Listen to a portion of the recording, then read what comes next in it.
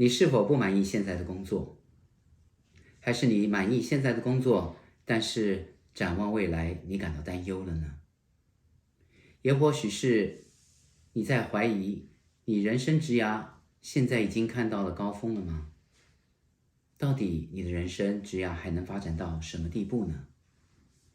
能够学习找工作的技巧，绝对是应付刚才所面临的3个问题最好的策略。让我用30分钟的时间，将我过去在海内外寻找工作、寻找业务的经验一次分享给你，慢慢开启你人生逐梦之旅。对于许多社会新鲜人而言，学习找工作绝对是能够省下不少人生少走的冤枉路。我们盼望在这个月的活动里能够见到你，我们很快的见面。Labor rights, domestic protections obviously prevent us to get hired overseas. Many people know that Asian population, especially in engineering in general, Asians are the majorities. Meaning that if you go to a company, if you go to a country, when you look at engineering firms, the majority of engineers are Vietnamese, Indians, Chinese, you name it. That's why imagine you submit a resume. The hiring authority look at the resume thinking themselves, we already have a house of Chinese. Do we want another Chinese or Taiwanese? That's a good question. And also remember, a lot of construction projects, they are territorial, meaning that they have local knowledge. You need to have building codes, labor regulations, and specifications. A critical reason why a good engineer can find a job, because we always look at ourselves. We don't focus on the job market, and we don't know the hiring process, and we are lacking of information at the position that we're looking for. We are also, all the job seeker has one thing in common. We always look for higher salary, a good location, a perfect job title. Keep in mind, that's what everybody does. So with that being said, don't be surprised that landing a position has many hurdles. But how do we find a desired position? We have to keep in mind, first of all, finding a job itself is a job, meaning that we have to treat it as we're doing a job when we prepare our resume and we submit our resume. And unfortunately, the job title is marketing director or sales representative. What are you selling? We're selling ourselves. And also, employers, they're always looking for, when they look for resumes or candidates, they always hire somebody already know the job, how to do the job, and do the job well. So they always look at resume thinking, I want a guy or gal come to my firm, my team, knowing what he or she is going to do. So a lot of the questions come from freshly graduates, since all the hiring authority are looking for experienced person. Now, how can a newly graduate get the first job? There's statistics saying that 99% or 90% above job first hiring comes from a referral, meaning that you always have a connection connecting you to the position. That's how 90% of people, they get their first job. And also we want to compare our competitors, because we don't know our competitor as much as we know ourselves. That's why we couldn't get a job. We have to understand what our competitors are doing, so at least we do the same thing so that we have a better chance. And also keep in mind, companies or hiring authorities or hiring managers, they are constantly looking for talented engineers, and they always complain, how come the job market is so hard to find good candidates? So that's why we have a lot of brokers, job hunters. They fill the gap between job seekers and hiring authority. Now, typical Taiwanese will ask, do I have enough degree? Do I have enough credits or license? What else?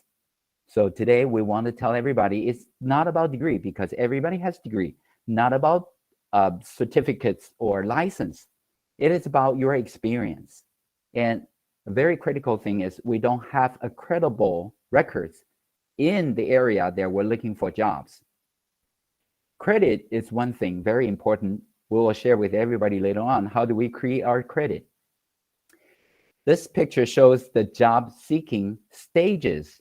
We're not going to cover the full 4 stages. We can only talk about the planning. The first stage, how do we start the planning? Now, it goes without saying, everything starts with a good planning. And then the second stage, which is how do we position ourselves? Once we know our target, the most critical things is identify location, location, again, location. You have to narrow down a certain province, state, or city that you're looking your job position. And then how do you put yourself in an advantageous position, meaning that you have sufficient experience and you know the person or the company well enough so that you have a confidence that you will be hired. Prepare at least 6 months of the time frame from the beginning to getting hired. And keep in mind, there's no perfect job. All you need is just one offer letter. So you look at the third stage where you get the interview. How do we perform on the interview? That's total different subject. And how do we negotiate once we receive a tentative offer? How do we bargain and make a better final offer? And then how do we accept our job? That's different stage. That's the fourth stage. In today's presentation, we'll only cover the first 2 stages, planning and positioning yourself. Please keep in mind, knowing your first job offer will have a great impact on your second, even the second job offer or the second job or your career. The next page, we want to start with the planning stage. There are a few questions you want to ask yourself in order to identify a good position or the very good beginning. Where is the position? What type of position do you want? Private position, most likely, because we don't have the citizenship in the nation. So usually we go for a private. What about consultancy or a construction? Are you an expressive person? Do you prefer staying in the office or you would like to go out? That's a very good impacting factor to consider. Where is the office? Do you like to stay in the big city metropolitan area or you would prefer a rural area? What about developing country or developed country? A lot of questions are listed here. We will not go through the detail. This is just a reminder. Keep in mind, you have to spend enough time looking at the job announcement because you need to tailor-make your resume in accordance to their demands. It is all about supply and demand. You have to understand it's not about degree again. It's about your experience and how do we match the position that is the most critical. Therefore, you have to keep in mind many competitors, they send their resume based on their need. They must have a job. They need a job to stay. A lot of Taiwanese, they want a job. You see the difference? I want a job, but I don't need that job. So that's why we don't get hired. Keep in mind, there are a lot of people there, they need a job right away. Otherwise, they will deployed. They have to leave the country. We must have a no turning back attitude. And how far can we go? Meaning that, are we brave enough to make a call? A lot of people do that, and we don't know. Our competitor will make a call. After 3 days, they submit a resume. Compare with them. Taiwanese don't get hired because we never dare to make a phone call. How about asking for help? I'm sure everybody is very good, excellent. You are very good at what you do, but when it comes to finding a job, we seldom feel confident to ask for help because that hurts our ego. We'll always think it's my business, that's nobody else's business. But keep in mind, finding a job is like managing a project. It's a teamwork. You need to gather resources, finding all kinds of help you need. And also, having somebody look at your resume does not make you a bad person or a less qualified person. You always want somebody put a third eye on your resume. And also, we will share with you a lot of job hunters. Once you submit resume, you actually put yourself to a very high risk market because job hunters, they will go after you. Keep in mind, and that's why we have this presentation, because networking is everything. Keep in mind, you need to have a very strong networking. First of all, I want to share with you how hiring authority, they decide how to pick a candidate. This is a matrix from Asian Development Bank when they are looking for consultants. There are so many projects they require outside help, so they hire individual consultants. If you look at the table, general qualification, meaning the degree or the license, I believe everybody has it. And what about project related experience? It carries the most highest weights, which is from 60% to 70%. No wonder newly graduates don't get hired because you just don't have job related experience. But don't be depressed because there are ways to create experience. And then the last one is the overseas or country or local experience. It counts 10 to 20%. Now, keep in mind, all the Taiwanese, we're perfect. We have degree, we have hands-on experience, we have project experience, but we don't have local experience. That's where a lot of Taiwanese don't get hired by international firms. And then what about the second stage? How do we positioning ourselves? Once we identify the city, the province, the state, or the place we want to go, you need to have a local address. That's what I meant by positioning yourself.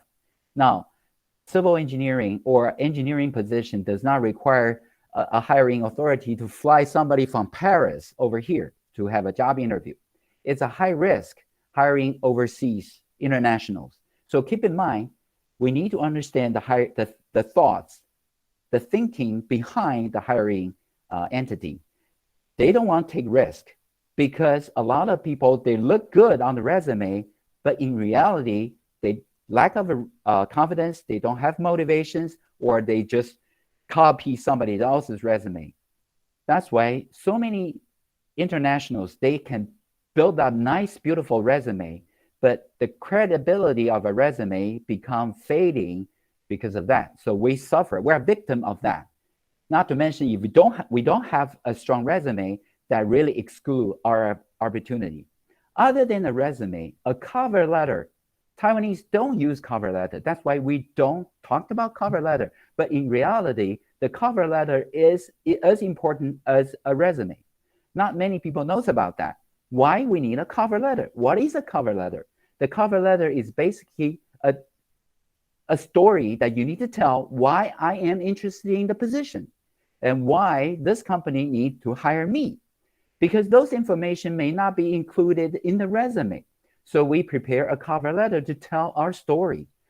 You're in Taiwan or you're in a certain city. Why do you want to come over here to New York? Or why do you want to move to Germany?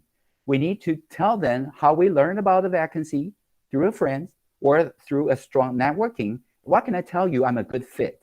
This should be covered in the cover letter.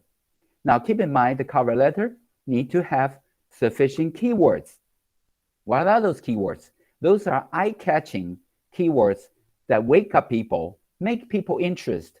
Once they are interested in your cover letter, they will spend more time on your resume. Now, because once there's a vacancy announcement, you can imagine dozens, sometimes hundreds of resumes flew in or mail in, or it's in the mailbox. There's no chance for a person sit down for spend hours to go through the resume. Therefore, things you must know. Study the job announcement. It is very critical. Why? Because you need to know why a job announcement show up. How many people will look at the job announcement? There are thousands of people looking at the job announcement at the same time as yours. Why there's a position opening? Because maybe an employee just left the company. Maybe he was dismissed. Maybe he was fired. Maybe he got promoted or somebody retired. That's why there is a position.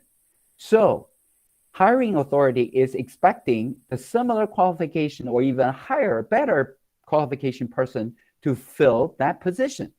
That's why newly graduates rarely get hired. Secondly, company reorganize or they have new projects. They get into a new market. They need a talented person to fill their team. They must have some needs in their team. So that's why you need to have a selling point in your resume. Now, there are also some tricks to finding out whether it's an espionage, just to pretend we create a fair competition. So you don't want to fill those gaps. You don't want to be the person just to make the fair competition. Sometimes they want to be fair, so they must have 3 interviews. But in their mind, they already have the candidate identified. You don't want to get into that trap. And also, the last important thing is most of our job seekers looking for a company website and find they're hiring, or some HR, they just post the job vacancies throughout the year. Because why? Company wants to show their peers, opponents, their competitors saying, hey, we're still hiring. Why? Because, hey, we're doing a better business than you are. We're growing. They're pretending, they're bluffing. They want to create an image that our company, our team is still growing. That's why they posted job vacancies. You want to read through the job announcement in order to avoid an wasting of time. There are no closing days. Watch out for that, meaning that they're not impressing. The position is not critical at the moment. Do I have a person I can talk to inside the company? Don't just randomly send out emails or resumes. Keep in mind, you are so important. Your resume has a lot of personal information. You don't want to send out your personal information without knowing your target. Do you have enough references? Jay Ling is my reference when I look for a job in the US. He's a very knowledgeable person. He has PhD. You need to create 3-dimensional personality, meaning that people can describe you or support you from a different angle. There are a lot of websites. I'm not going to tell you the detail about building your resume. This is just something as a reminder, as a memo for yourself. I'm sure everybody knows what resume is. How do we build a resume? It goes without saying, we have steps.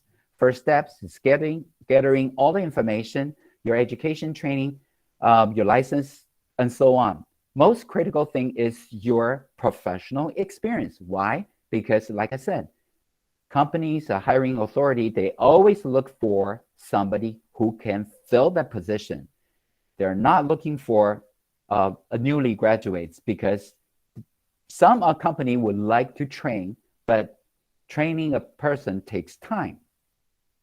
Second of all, once you have all the information gathered, you need to understand the firm, the position, the job title, and their responsibilities. Sometimes it can be included in the job announcement, but not all the time. So you need to have someone in the company. The best helper is coming from whoever works in the company to share with you inside information. Who's the hiring decision makers? What is the project all about that will help you build your resume? Obviously, you need to set your goal. What are your goals? You need to determine your priority, because you have a limited space to describe yourself. Remember, you don't want to create 6 vogue, meaning lots of description without meaning. It doesn't mean you have to have 10 pages. It's not about the length. It's about solid experience, project-related experience, local experience. And then what if you cannot describe the whole thing inside your resume? Something you need to place in the cover letter. We always tend to have a master resume, meaning that you listed all the project, all the experience you have. And then when it comes to submitting your resume, you tailor-made that particular resume to fit that particular vacancy announcement. So you need to spend time creating a master resume and then pick and choose when you look at certain position. And then obviously, once everything is done, because you're the author, you tend to forget, or you skip things. A third person look at the job announcement and look at your resume. That's what we call proofread, meaning does it make sense? We tend to, especially engineer, we tend to use a lot of technical terms, jargons, but keep in mind the first person reading your resume is not an engineer. A lot of times they're HR. So proofread your resume so that HR can pick up those keywords quickly. How can we find keywords? Here's a very small, just one of the tips. You can go to OPM, the Office of Personnel Management. That's the federal government standard document. I have a link on the page. They describe a position and their job descriptions. So don't worry about if your English is not good enough. The OPM actually provide the natural of a position. Environmental engineer, there's a job series number, and this is what is required for an environmental engineer, and so on and so forth. This is a hundreds of pages document. You can search for verb, noun, and all the critical keywords from these documents. A lot of time we hesitate to make a call. That's why we don't have a chance for a job interview. You need to make a call in order to get yourself a chance.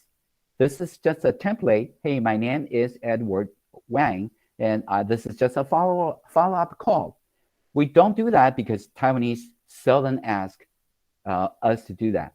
But do you know that our competitor, they always call? Every time they submit their resume, waiting 3 days, you need to have a contact person making sure they receive your resume, making sure they have no additional question, just in case they need more questions.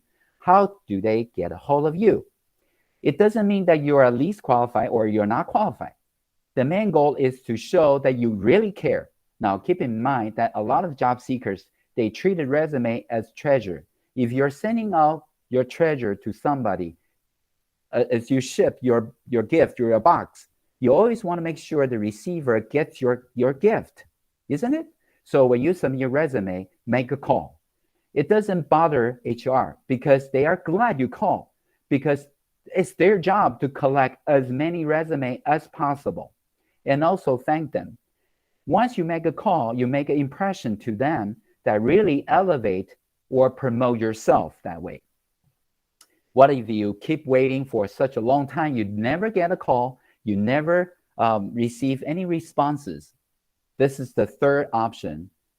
Again, you need to reposition yourself, meaning that why change your mindset and create a position for yourself. This is something a lot of international, they try. If job seeking takes longer than you expected, you already graduated, now you're just keep waiting and waiting, please, there shouldn't be any blank in the chronicle order. You know the day you graduate or the day you leave your job, and there is some waiting period. So what do? It is better to create a company yourself, register a company. Like I said, you can develop a new strategy. How can I, especially for mid-career change, you can create a new position. You should create your own position. Don't just limit yourself to a civil engineer, mechanical engineer, or electrical engineer. Create a general engineer. Create yourself a project manager. Create a title for yourself, a president of a company. Why do we want to create a limited liability corporates? Because a lot of countries, it's very easy to create a business entity. It makes no difference while you submit your resume or you promote your business. It is easier to sell your company when you present your business card, you make a call, you make appointment with the leader or project manager, and you just want to meet the person. This is a total different strategy used by Indian, used by Hong Kong people, used by a lot of international. When you come to a new area, you create a business entity, you print your business card, and you start talking to people. Use the information when you talk to the first company. They talk to you, they say about the local market, and you make a note, and then you make a call to the second company, to the third company. You're reselling the information you gather from other company. That's how you promote yourself. And also creating a position, meaning that you can explore the hidden opportunity. How do we do that? You create you join OTEA or ASCE. You join the local chapter, and you can use your job title as a society position, maybe a secretary, maybe a committee member, and you call the company. You say, I would like to meet you because I am a classmate of so-and-so. I want to interview because you are alumni of Southern California University. Oh, and you can also say, I would like to invite you as a speaker. Would you entertain the idea that present your project opportunity, your project outcome, and then you meet the project manager or the president of the company. And then at the end of the conversation, you prepare your resume. Oh, by the way, do you happen to have a vacancy at your company? And then you start talking. This is how you create a position for yourself. A lot of time you can join a seminar or social event, and even you can organize an event for a local event. No matter where you are, you create your own job. We have a few minutes left. The final capture. I actually have longer presentation than I presented today. Finding an overseas position requires the knowledge of the hiring position. You know your target and you know the competition. I present the first case, the selecting criteria of Asian Development Bank. The second thing is how do you improving your precision, knowing the keywords and everything. The third is opening doors for opportunities. Now, keep in mind the new definition of a poverty. The word poverty, meaning lack of money, that was old definition. If an engineer does not have an opportunity, a job opportunity presented to you, and you actually are pigeonholed, you cannot find a second job or another job, and it's hard for you to get promotions.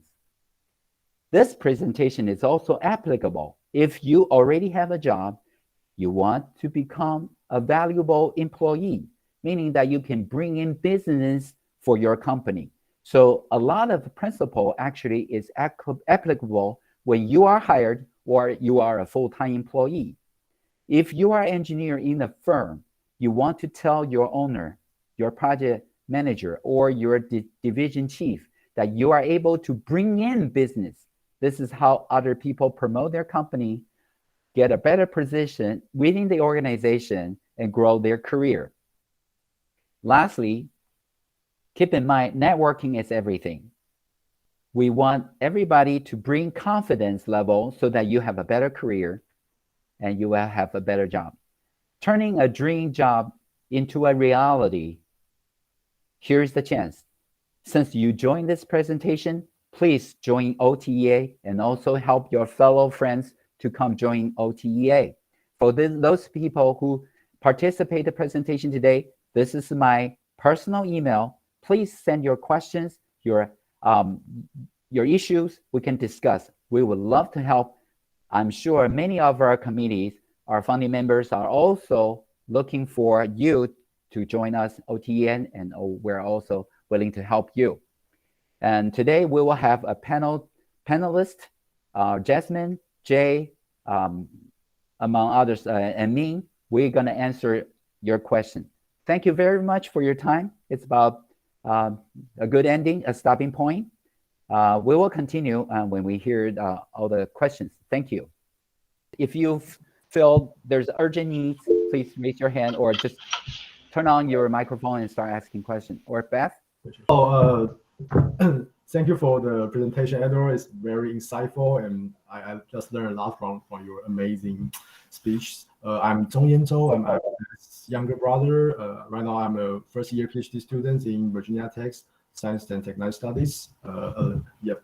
So I just have one quick question. It's about how did you get your job, especially if it's a governmental jobs, and also because I'm an international student, so it's hard for me to imagine that to get a governmental job or a federal job from the United States. So is there any kind of assets or trick to approach a governmental job or federal job in the United States, especially for the international students?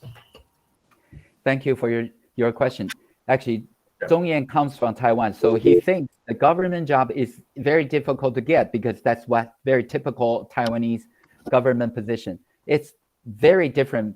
Here in the US, federal government, county government, city government, or even state government positions are very easy to get into. There's no exam, no require. It's like ordinary position where they posted in the usajob.gov. They have a very typical website posting thousands of hundreds of US federal job. You just fill in, send your resume, obviously, cover letter, and your resume. And like I said, I call them, follow up with them, and get a job interview. And currently, this is my third federal government position. That's why I'm an expert of looking for jobs. But I want to mention that for the federal government, that you will need citizenship to apply. However, I do know that they also hire a contractor. So there is a company out there and then looking for people. So if you've been hired by contractor and then work in the federal government, that you don't need the citizenship. But definitely you will need to go through the background check too.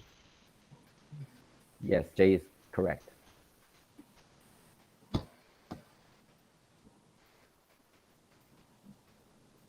I just raised my hand, so I guess I'm in the next queue. Okay, Jason, Vincent, yes, please. Thanks for the wonderful presentation. I'm sure everybody gets a big, great information from it. So I just want to add a little point. 20 years ago, I shouldn't talk about the years, but I did. For international students, this is a little tips. So, when you get in a very nice engineering school, I'm sure a lot of students, when they graduate, how did they find the first job was pretty difficult, especially with all the visa issues and everything. You got to be qualified for that. So my little tips is go to your school career center and look into those international students and look into where they went. A lot of them went to the companies, corporation that sponsor H-1B visa. And they are more than happy, just like me. I'm more than happy to help my alumni. Send your seniors your resume, talk to them, personal touch. And then another one is once you get the first stage to the interview, yeah. Once I was actually recommend one of my college friends to a position in my company. I'm telling you, first of all, now a lot of companies offers incentives. So we are more than happy to refer all qualified candidates. Welcome to join the corporation. And, the more the merrier. Since, we all have the Taiwanese background, what's better than that? It's better for you to grow your career path. You have a team you can trust. So this is definitely a plus and plus. So I want to say that I introduced my college friend to an interview, and then he didn't get a job. The biggest problem, I asked the interviewer. She said, it's the chemistry. So what does mean by chemistry? During your interview, actually, the professional skill and anything could be answered in a couple of stages. And then if you're just very fresh from the college, they don't expect that much from you. They want a good personality kid to work with. And how to develop that? USA is a very interesting country. If you're a too serious person, you take interview like a test. I'm telling you, 90% of the chances you're gonna fail. You're gonna take it as a conversation to show your personality, your professional skill. They need you to be confident. They need to know you are a qualified student, you are a qualified engineer, and they need to know you're gonna blend into the team. If you during your interview you're that serious, it's a little harder to blend into the environment because after all, you're working. Engineering is a little tighter, but it's still, this is the United States. Everybody is having that sense of humor. So it's kind of hard to tell you how to do that, but just when you go interview, don't be too nervous. That's my 2 cents. Chemistry is important. Yeah, I totally agree with Vincent. So there, just let Ed know. There's 2 questions posted in the chat box. Can you see that, or you want me to read it out loud? Yeah, can you read All right. it? So the next question is, Zhongyan asks how to increase self-confidence. Very good questions. You have to know your subject. You always want to tell the story that you know the most. That's how your bring up your confident level. You can practice many times, as many times as possible. Talk to your friends about your project. Talk to your colleagues. If you cannot convince your friends, how can you become confident in front of a stranger? Maybe Jasmine, you can chip in. Hello. Well, I think yeah, if you have good soft skills in your interview, or maybe you can present your soft skills in your CV, it helps a lot. Yeah. Okay, please go ahead. Okay. So the next question, actually, that's from Zhu Yuanxiong. That's how to deal with cultural difference among foreign co-workers. Oh, Chuyan. We don't actually, Taiwanese don't need to worry about that. We adopt all kinds of cultures. We accept internationals. Here in Taiwan, we have so many people from different countries. We have no problem adopting cultures. So, but how do we get into a culture? You have to treat yourself a different person when it comes to English. I always like to say that when you know yourself more better than anybody else, but you want to set your mind when you start talking English. I encourage everybody to look at movies. Pick a movie star you like the most, and you treat yourself like that particular person. You can build your personality out of that movie actor. So you forget about your Chinese culture, your background, your history. Don't you feel that when we learn a language, the bad words always easy to learn? Why? Because we have no feeling about those cursing words. So what I want to say is, when you want to present something in English, you can create your own personality. Maybe you are a very quiet person. You don't like to talk a lot, especially engineers. Most of us, we don't talk a lot. We're doers. We're not talkers. But when you start speaking, you can create your own personality. You rebuild yourself. That's where the confidence level comes. Because English is an easy language. Chinese is too complicated. We make different statements when we go to our senior. To a lower level, we use different way to say it. But in English, it's all the same. So please, English does not have culture. I'm sorry to say that. India, they have 5,000 years history. Chinese, 5,000.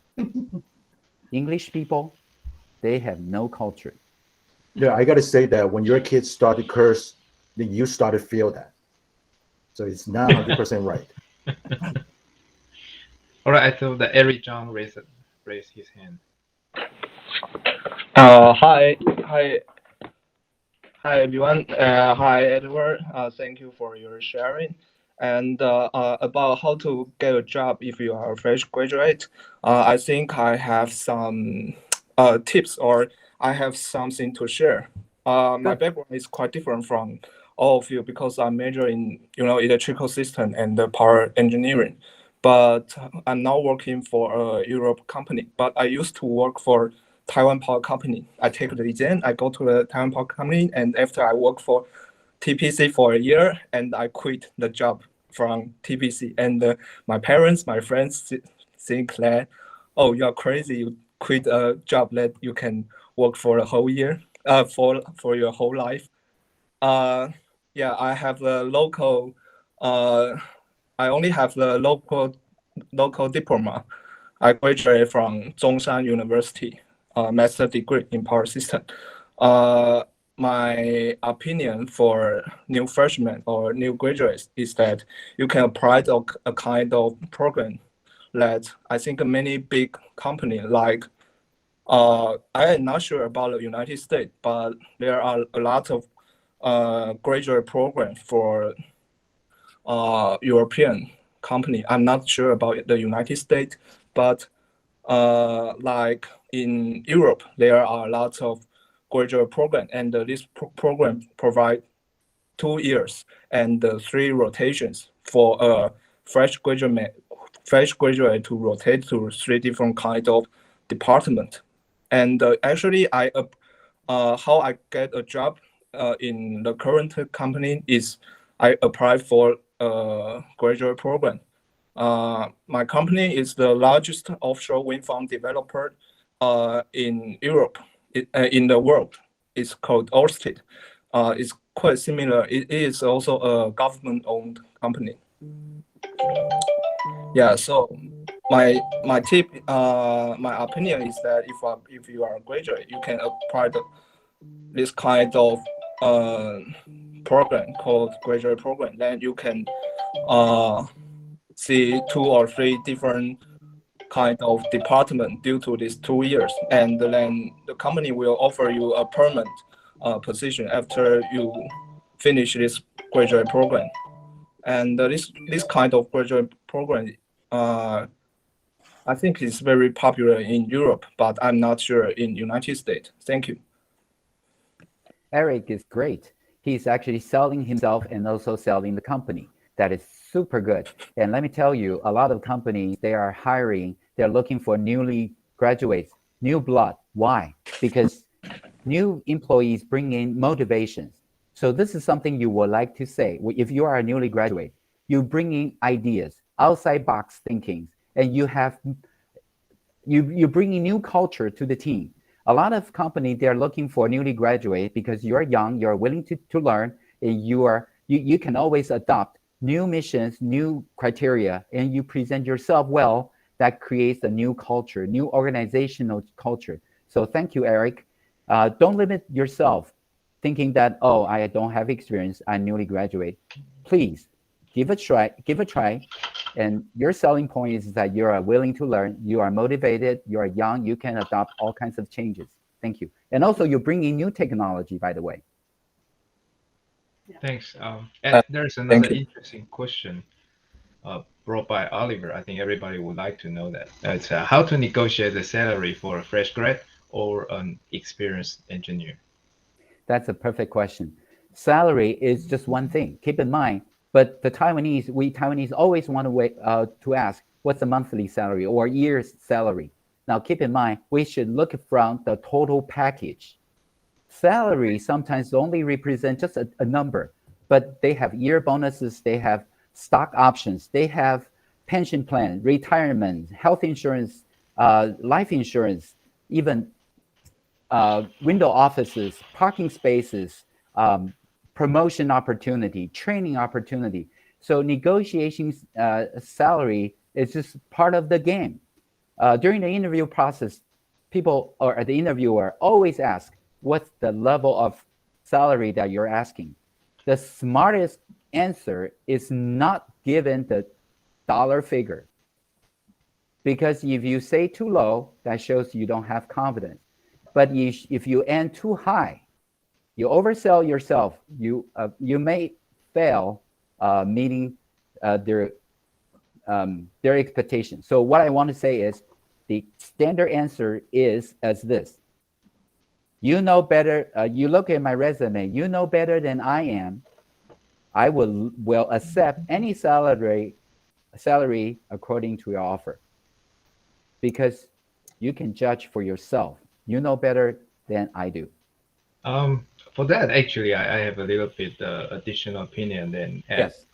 So in my mind, for a freshly grad person, basically you don't have any negotiation power. I agree with you 100%, Jay. Yeah. If you are really fresh grad. But then if you're an experienced engineer, usually we won't ask that question, or even you ask that. I mean, we will ask your expectation when we are really interested in you. Then at that point, then you have negotiation power.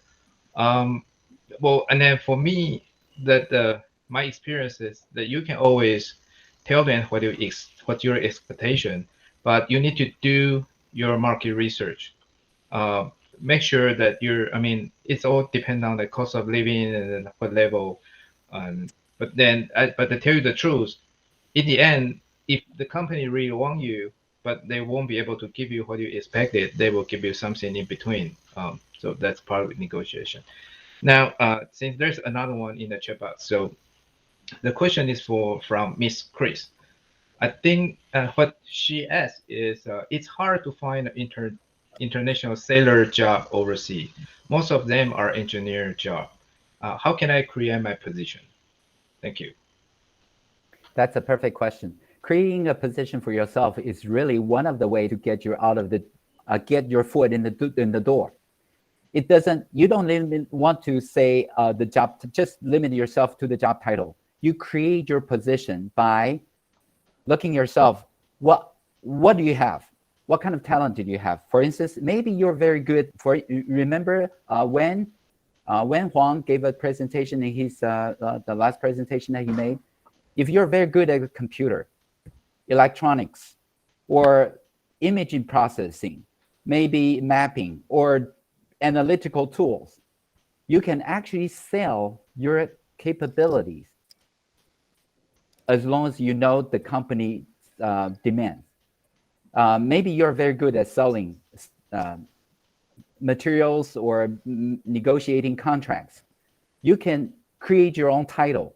For instance, you may be a liaison of a project, maybe project management assistants, or you can be creative, because company really want talented people.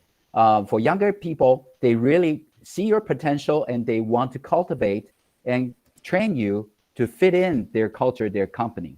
So with that being said, you have to understand the organization, the position, and the demand. And then look at yourself, try to match or create an opportunity by talking to somebody who's already in the team. You have a better chance that way. Min or Jasmine or Jay, you want to provide something? No, I think you're one of the master among us that created your own position.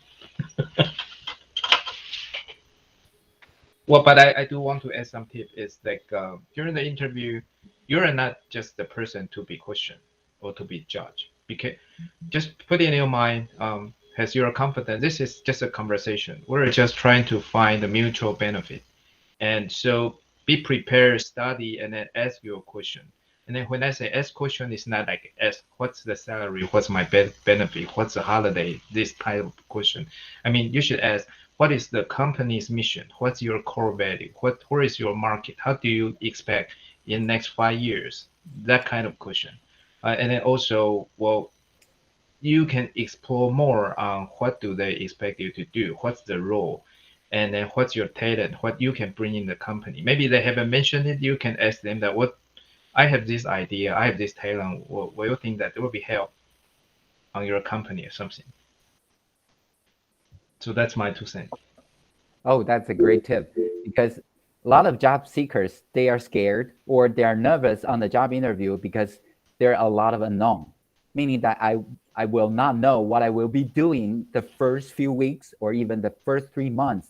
That's why they are nervous. But how can we bring up the confidence? You have to keep in mind, any company or anybody hiring you, they will not give you a project or any tasks that you cannot handle. So tell yourself, I will do it. I can do it. So regardless what kind of position you are getting, the first 3 months, they will provide training. They will give you mentor. They will have samples for you to follow. The first 3 months is always learning and also talking to people, mingle, and get yourself inside the team setting. So don't worry about how you're going to perform in the first 3 months. Everything will be all right. Right. I think Ed, that Jasmine has raised her hand. Thank you. Because Mr. Lin, he is one of our members. He sent his question to OTEA before this event. He asked, if you have a PE qualification in Taiwan, can we transfer to PE in America? And the second question is, if he is a project manager, and how can I develop his career in the United States? First question, no Taiwanese PE can transfer their PE to the US. Even California PE cannot be easily transferred to New York. United States is actually 50 countries. It's a United States, meaning that 50 states, they have a common federal government. When I travel to Nevada, I have to have Nevada license. Okay, the second question is, if I have project management experience, how can I get a position in the US? I can tell you, if you're already a project manager, meaning that you already have experience, you want to create your own project here. Well, it's another 50-minute talk. How can I create a project in the United States? I would love to talk to you. Please email to me. We can create a project here in the United States, even if you're in Taiwan, even if you're in Singapore, Philippines. That's our topic next month. Yes. But I do have something to add for the first question. I think it's not that hard for California PE to transfer to New York, but it's hard for New York to transfer to California. I didn't want to say that. Well, we don't want to move there too. No. Okay. The reason Perfectly is fine. that just for Edward is correct. 50 states we should treat it as 50 country. The reason I say that is only California PE need to pass NCEES ARP exam plus 2 additional exams. And then for the rest of 49 states, they only need to pass NCEE ARP exam. That's why I say that, well, if you want to shoot for the hardest one, then pick California for your PE exam. And then if you want to get your PE in US first, then choose other states and then come to California later. Thank you, Jay.